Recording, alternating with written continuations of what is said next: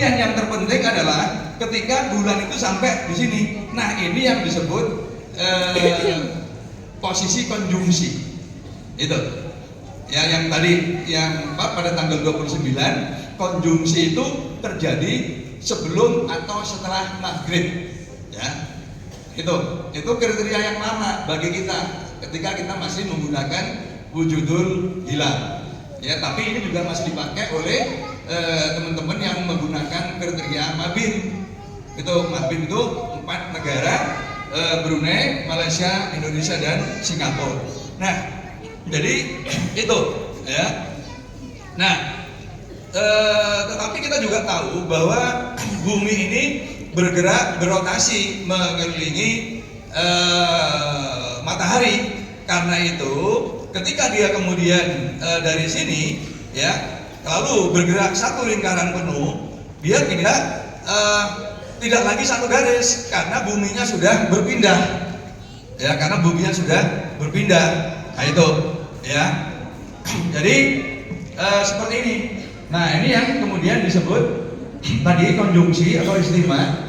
Nah, ketika di sini karena kita berada di sini, maka semua bagian yang mendapatkan cahaya matahari itu berada di sini. Nah, kita tidak melihat. Nah, orang-orang angkatan laut ini menyebutnya, orang-orang Kenjeran ini menyebut dengan istilah bulan mati. Karena tidak ada bagian bulan yang bisa kelihatan oleh kita di bumi. Kenapa? Karena yang terangnya itu di bagian sini. Nah, ini konjungsi. Nah, ini begitu sedikit bergeser oleh astronom, ini yang disebut sebagai fase nyumun, bulan baru. Ya, bulan baru karena kemudian ada permukaan bulan yang mendapatkan cahaya matahari itu pada prinsipnya menghadap bumi. Nah, nyumun yang oleh orang astronomi itu tadi belum diterima oleh umat Islam sebagai nyuman. Itu, ya. Astronom itu menyebutnya nyumun, bulan baru. Itu. Tapi kita tidak mau menyebut nyuman. Nah, itu ya.